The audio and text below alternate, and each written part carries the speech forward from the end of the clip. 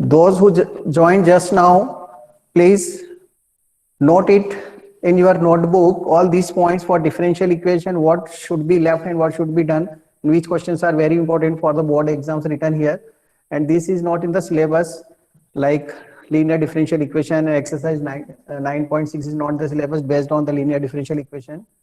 And these questions in the example are not in the syllabus, and these questions are very important example in exercise question number 7 and 10. And in the chapter number 10 vectors, the following points we are going to discuss.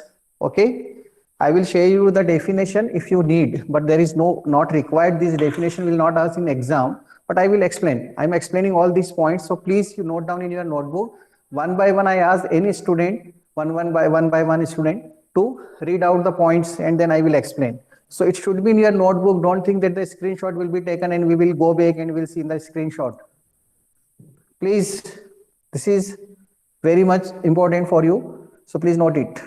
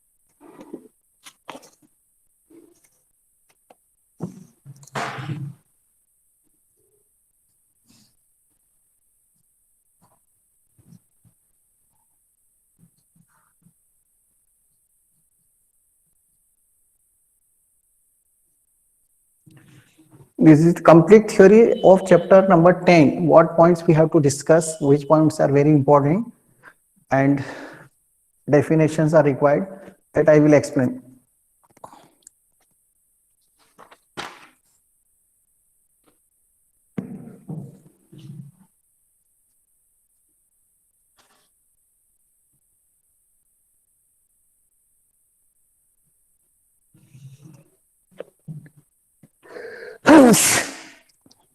Sorry.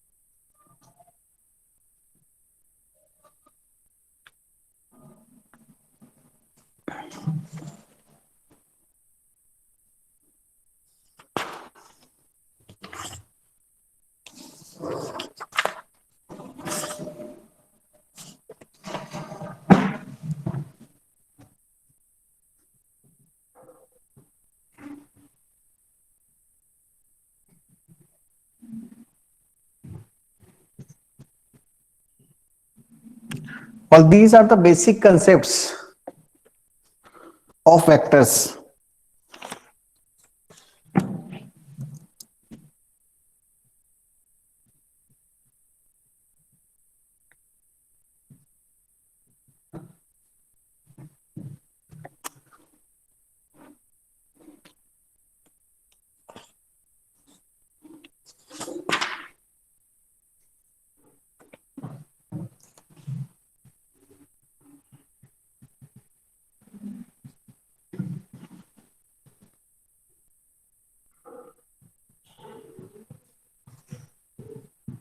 Position vector of a point.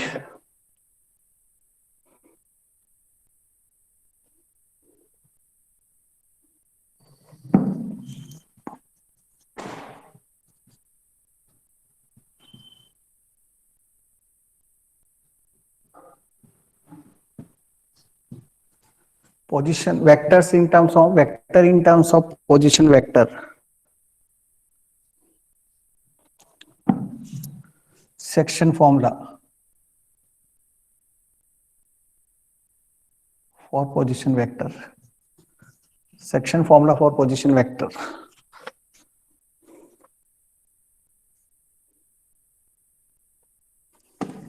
Centroid, midpoint. Midpoint, centroid.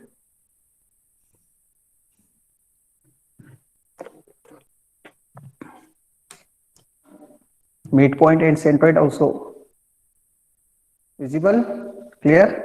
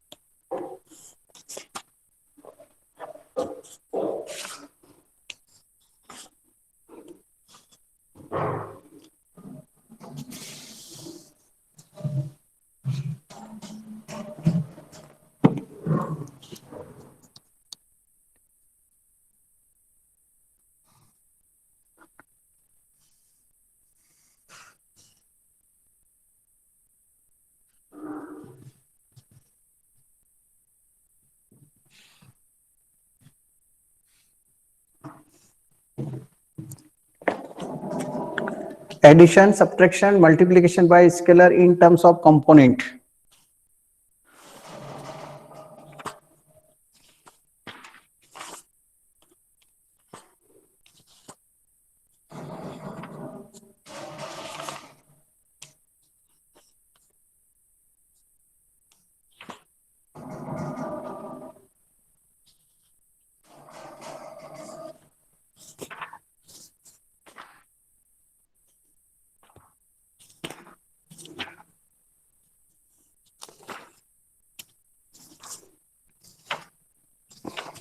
Note कर रहे हैं आप साथ साथ?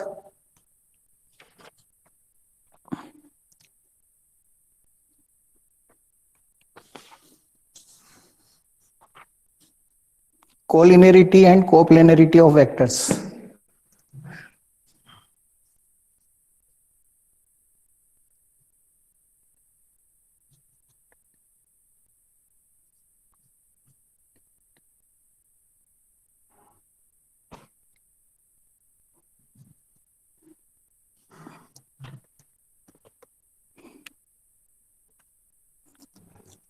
Collinearity and coplanarity.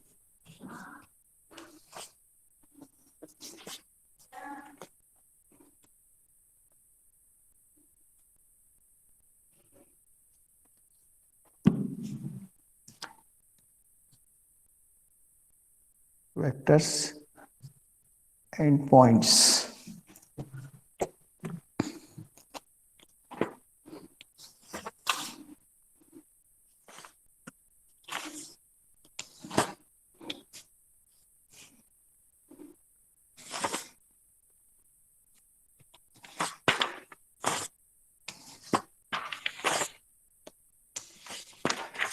Directions, cosines and directions ratios.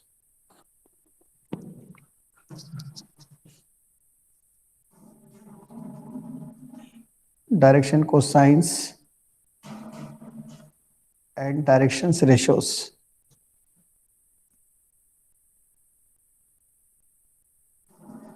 In 2D, 3D of vector.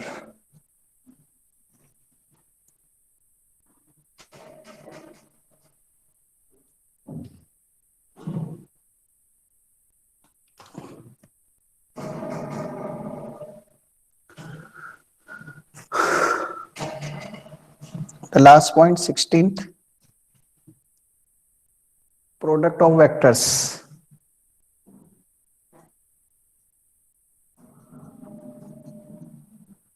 इसके दो type हैं, dot and cross with properties. ये पूरा मिलाकर चैप्टर नंबर 10 बनता है आपका। दिस इज चैप्टर नंबर 10 में ये पॉइंट्स और ये सारी थ्योरी अगर आपको आती है, क्योंकि इसमें जो एक्सरसाइज दी है ना, मिसलेनियस जो एक्सरसाइज गिवन है एनसीईआरटी की बुक में, वो इतनी मिक्स्ड है कि अगर आप एक दो थ्योरी पढ़ने के बाद में उसको स्टार्ट करेंगे तो बीच बीच में आपको फिर कुछ पॉइंट्स डिस्कस करने पड़ेंगे, फिर वो क्वेश्चन सॉल्व होगा। तो इसमें से कुछ पॉइंट्स हम पहले पढ़ लेंगे, फिर एक्सरसाइज फर्स्ट करेंगे, फिर उसके बाद कुछ पॉइंट्स पढ़ के एक्सरसाइज 2 करेंगे।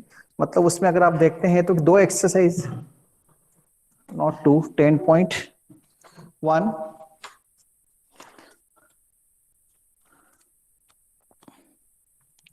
the first exercise is 10.1. Okay, page number 428. Then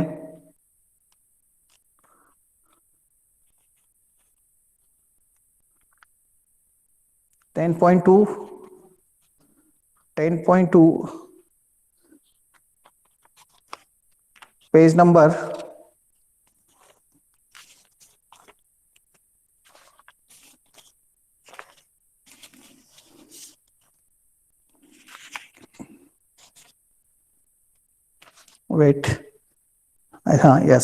440, means 430, 428, 430, and then third exercise, page number 447, dot product से cross product. Last one is 454, 10.4, 4 exercise and miscellaneous exercise, all this together based on these points. But इतनी theory और इतनी सब चीजें उन्होंने NCERT की book में दे नहीं रखी है, ये सब चीजें गिवन नहीं है, पर इन पर बेस्ड क्वेश्चन है, क्योंकि कुछ चीजें तो वो ऐसा मानते हैं कि छोटा मोटा नॉलेज तो सभी के पास होता है, इसको क्या पढ़ाना, ये तो बेसिक नॉलेज है, इतना तो बच्चों को आता है। इसलिए मैंने सारे पॉइंट्स लिख दिए, क्योंकि ये एक बार हम डिस्कस करेंगे ना तो हमें सारी चीजें समझ में आएगी। अब इनको नोट, इनके डिफाइन नोट नहीं करना, क्योंकि एग्जाम में डेफिनेशन नहीं आती, क्वेश्चंस आते हैं। तो क्वेश्चंस करने के लिए उनकी डेफिनेशन नोट करें, वो भी किया जा सकता है, और उनको समझकर बाद में नोट कर ले, वो भी किया जा सकता है। तो मैं समझा रहा हूँ, फिर मैं इसके फोटोज भेज दूंगा, आप उससे नोट कर लेना। जो नोट कर रखे हैं जिन स्टूडेंट ने पहले पिछले साल के, उन्हीं के उसमें से नोट करा देंगे, क्योंकि यहाँ टाइम थोड़ा सा हमारे पास कम है इन चीजों के लिए फालतू, मतलब एक तो एग्जाम में आती नहीं है डिफाइन, इसलिए। लेकिन मैं एक्सप्लेन कर रहा हूँ सभी डिफाइन, है ना, और फिर उसको आप उससे नोट कर लें। आपको एक और बार उसको रिवाइज करना हो तो मैं वो सेंड कर दूंगा फोटोज ग्रुप के अंदर। Okay, so we'll continue with the first definition of vector and scalars, chapter number 10. I hope आप सभी ने नोट कर लिए पॉइंट्स। बहुत ही कॉम्प्लिकेटेड और थोड़ा सा पास में लिख दिया है, राइटिंग के ऊपर ना जाएं, इसको समझ लें। हमें मैथमेटिक्स में राइटिंग दिखानी भी नहीं है। अब इसका स्क्रीनशॉट लेने। ब्लर आ रहा है, सभी को ब्लर दिख रहा है?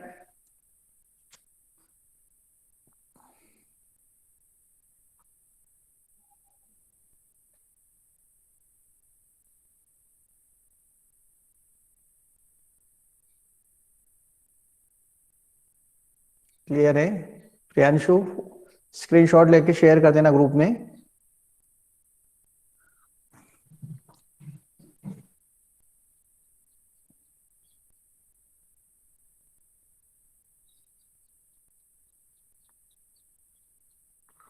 अब ठीक है क्या? चेक कर लो।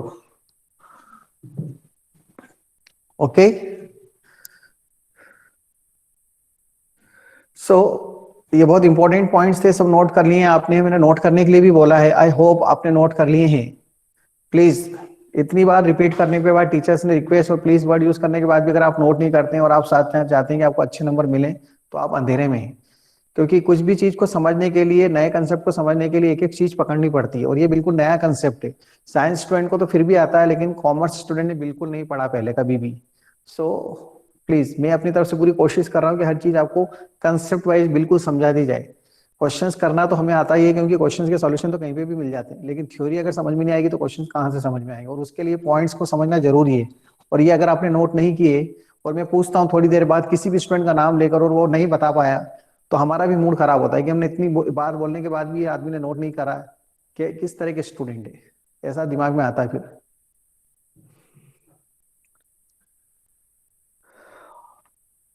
Chapter 10 vectors, definition of vector in scalar. See in the physics generally इसका यूज फिजिक्स में होता है, बट सेम टाइम कॉमर्स के अंदर भी, इकोनॉमिक्स में बहुत यूज है वेक्टर्स का, अपने अपने एप्लीकेशन से, अपने अपने लेवल के ऊपर।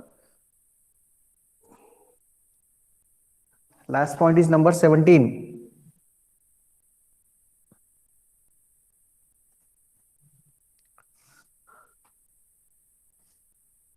17 नो, प्रोडक्ट ऑफ वेक्टर्स उसी में आ रहा है, ये dot and cross with properties, ये पूरा मिलाकर एक ही पॉइंट है। Okay, product of vectors dot and cross with properties, ये पूरा 16 पॉइंट है दिस। ओके, 15 टू टाइम्स लिख दिया। ओ ओके ओके ओके, तो ये बोलो ना यार, 15 दो बार लिख दिया सर आपने। 17 पॉइंट्स।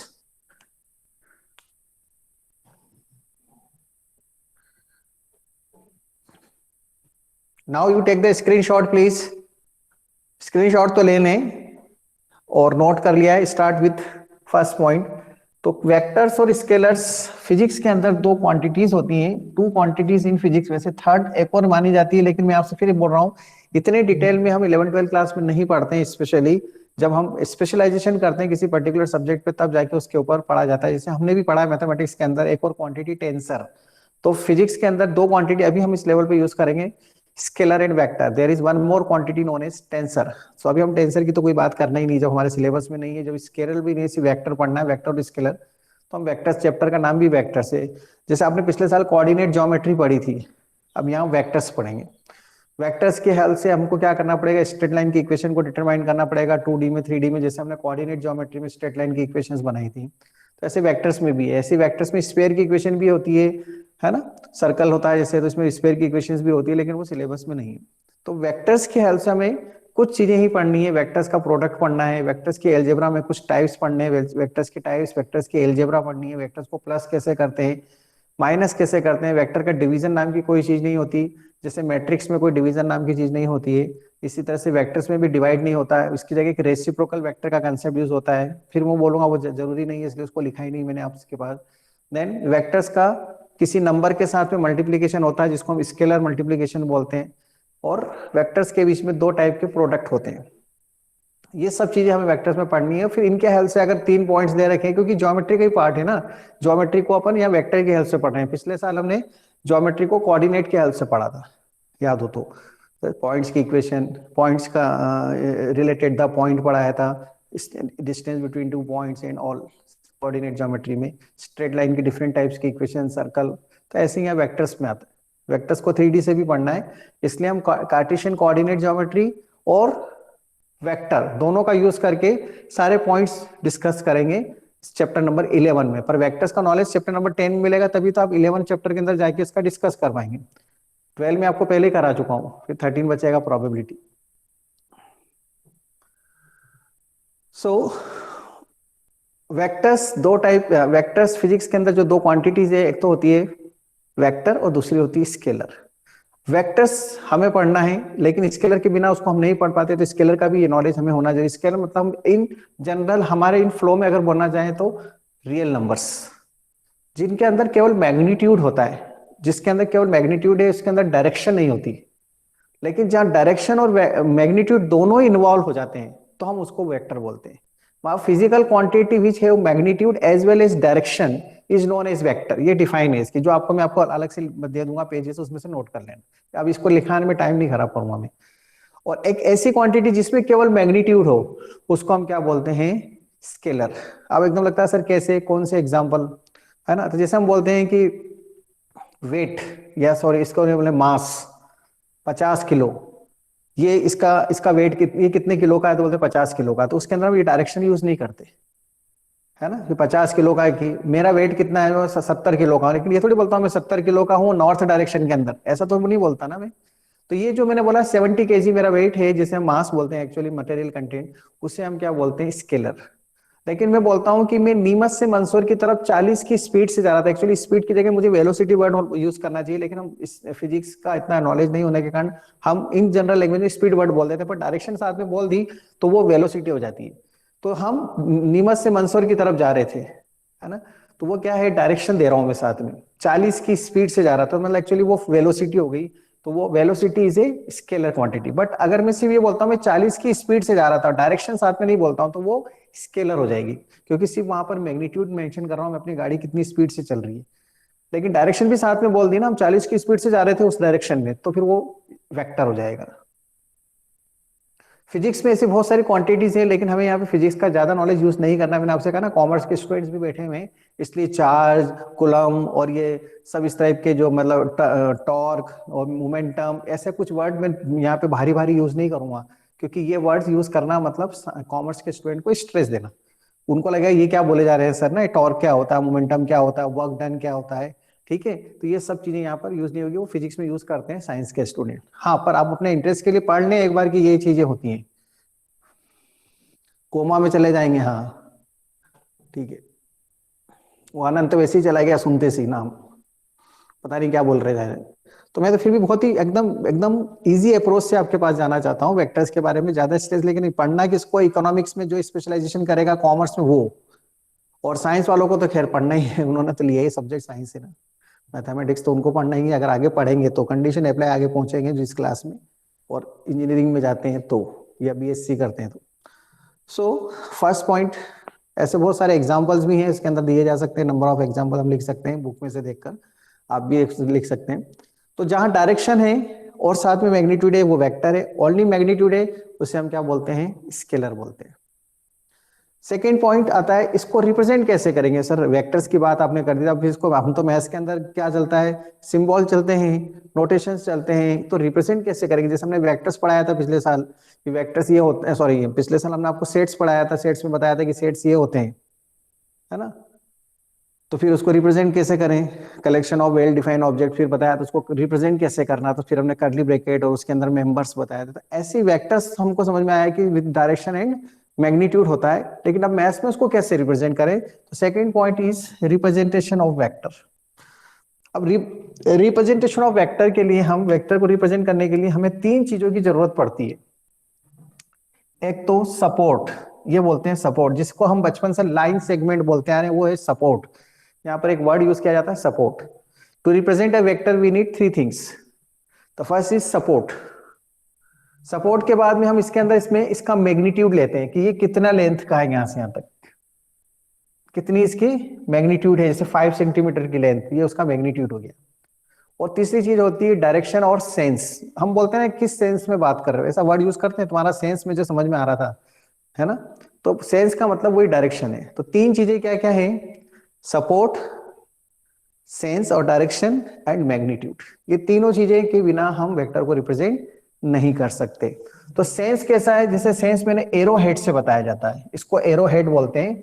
ये सेंस हो गया इसका कि इस सेंस में, इस डायरेक्शन में बात कर रहा हूं मैं। और ये इसका एक मैग्नीट्यूड हो गया, इसको मैग्नीट्यूड को हम, वेक्टर को हम ऐसे ए से रिप्रेजेंट कर देंगे, और ये इसका मैग्नीट्यूड हो जाएगा मॉड लगाकर, मॉड ए, ये इसका मैग्नीट्यूड हो गया। इसको स्केलर से भी बता सकते हैं, एम भी लिख सकते हैं, इसको टी भी लिख सकते हैं, इसको एक्स भी लिख सकते हैं, इसको ए भी लिख सकते हैं। ये सब नोटेशन है स्केलर के लिए, दिस इज स्केलर। और ये वेक्टर है पूरा, दिस इज वेक्टर। इसमें ये यहां से शुरू होके इधर जा रहा है, इसको ए को बोलते हैं हम इनिशियल पॉइंट, और बी पे जाके खत्म हो रहा है, इसको बोलते हैं हम टर्मिनल पॉइंट। तो डायरेक्शन इसकी हमारी इनिशियल पॉइंट से टर्मिनल पॉइंट की है, तो हम इसको ऐसे लिखते हैं ए से बी, और एरो ऐसा लगाया जाता है। अब इसका ये मतलब नहीं कि अगर बी से ए तो ऊपर की तरफ उल्टा एरो लगा दें, ऐसा कोई कंसेप्ट नहीं है ना। डोंट राइट लाइक दिस, ऐसे कोई नोटेशन नहीं होता। अगर मैं बोल दूं नहीं बोलूं तो हो सकता है आप अपने माइंड में सोच लें, इसलिए वो भी बता दिया, रॉन्ग कंसेप्ट। अगर बी से ए लिख रहे हैं, मान लो ऐसा है, ये बी है और इधर ए है और ऐसी डायरेक्शन है, तो आप लिखेंगे ऐसे ही बी ए, इस तरह से। और यहां से यहां तक की लेंथ जो भी दे रखी है, इसका मैग्नीट्यूड हो जाएगा, वो मैग्नीट्यूड मॉड बी ए से बताया जाता है, या सिंपली बी ए। ऐसे इसका मॉड इसको वेक्टर ए बी से बताएंगे और ऐसे बताएंगे और सिंपली ए से और ए बी से, और एम भी लिख सकते हैं, टी भी लिख सकते हैं, एक्स भी लिख, सब नोटेशन लिख दिए मैंने, जो जो भी पॉसिबिलिटी है आगे के किसी भी क्वेश्चंस में कहीं पे भी आ सकती है वो सब लिख दिया, कुछ भी यूज कर सकते हो। ये सब स्केलर, दिस इज स्केलर। और वेक्टर में क्या क्या लिखूंगा, देखो वेक्टर में ए लिखूंगा या ए बी वेक्टर लिखूंगा, बस ये वेक्टर है, दिस इज वेक्टर। इसके अंदर मॉड का साइन नहीं आएगा, मॉड लगाते से वो क्या बन जाएगा, स्केलर बन जाएगा। तो तीन चीजें मिलकर रिप्रेजेंट होती है, तीन चीजें की जरूरत पड़ती है, support that is the line segment, and initial point two terminal point direction sense, and its length, length मतलब मैग्नीट्यूड। ओके, ये फर्स्ट एंड सेकंड पॉइंट हो गया। थर्ड पॉइंट, अब जैसे मैंने आपको बताया कि वेक्टर्स को हम ऐसे रिप्रेजेंट करते हैं, ए से या ए बी से, इनिशियल पॉइंट और टर्मिनल पॉइंट की हेल्प से, या सिंपली एबीसी भी लिख सकते हैं हम। तो दो वेक्टर अगर हमको दिए हैं, वेक्टर्स हैं तो दो होंगे, इक्वलिटी वर्ड यूज कर रहे हैं, अगर दो वेक्टर्स हमें दिए हैं तो हम उसको इक्वल वेक्टर्स कैसे कहते हैं, इक्वल वेक्टर क्या होते हैं, इसका स्क्रीनशॉट ले सकते हैं आप, अगर आपको चाहिए तो स्क्रीनशॉट आप लेते जाएं, जो क्योंकि मैं पॉइंट्स तो हटाता भी जाऊंगा और यहाँ पे कुछ लिखता जा रहा हूँ तो वो चीजें आपको हेल्प करती जाएगी। तो हर पेज पे मिटाने से पहले स्क्रीनशॉट जरूर लेना। एक ही स्क्रीनशॉट हो गया जिसमें 1 and 2 डेफिनेशन फुलफिल हो गई। अब थर्ड पर आ रहा हूं मैं, take the screenshot please.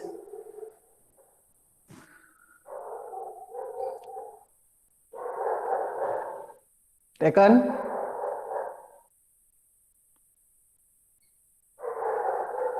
Okay, first second point हो गया, उसमें ये सब चीजें समझा दी मैंने। इस प्लेस पे मैं समझा रहा हूं और डेफिनेशन मिटाता जा रहा हूं। Equality of vectors, third, equality of vectors, अगर मेरे पास दो वेक्टर हैं ए और बी, ये इसको मैं अगर ए बी से बता देता हूं और इसको सी डी से बता देता हूं, तो two vectors are said to be equal if same sense, sense उनके सेम होना चाहिए और उनका मैग्नीट्यूड भी इक्वल होना चाहिए। Mod of A B equal to mod of C D, इनके मॉड इक्वल होना चाहिए, मैग्नीट्यूड इक्वल होना चाहिए और डायरेक्शन भी सेम होना चाहिए। तो two vectors are said to be equal if they have same sense and same magnitude, दो वेक्टर, और उसको हम ए इक्वल टू बी से रिप्रेजेंट कर सकते हैं। Okay, then fourth point, types of vectors, zero और नल वेक्टर।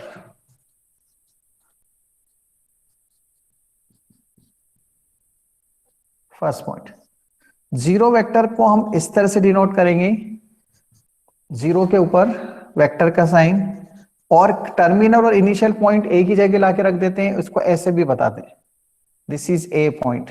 अब इसके ऊपर हम कैसे वेक्टर का साइन लगाएं, इसलिए एक पॉइंट जो होता है जिसकी ना तो डायरेक्शन होती है ना ही मैग्नीट्यूड होता है, लेकिन फिर भी वेक्टर होता है, ये एक इसका एक, क्या कहते हैं हम इसको, मिस वो है स्पेशल केस है, जिसमें इनिशियल और टर्मिनल पॉइंट कॉन्साइड हो जाते हैं, एक के ऊपर एक आके बैठ गए और डायरेक्शन अंदर के अंदर है जो दिखेगी नहीं, इसलिए उसको हम जीरो वेक्टर से बताते हैं, उसका मैग्नीट्यूड जीरो होता है, magnitude zero and there is no direction, such vectors are known as zero vector. Okay, ये फर्स्ट टाइप था zero vector. Unit vector tomorrow, कल हम पढ़ेंगे unit vector, take the screenshot. और प्लीज इसको नोट करके जरूर रखना है अपनी नोटबुक में, कल मैं पॉइंट्स भी बोलूंगा क्योंकि कल तक ये कुछ मिलेगा नहीं, यहां से सब मिट जाएगा, अभी मिटा दूंगा मैं, लीव मीटिंग।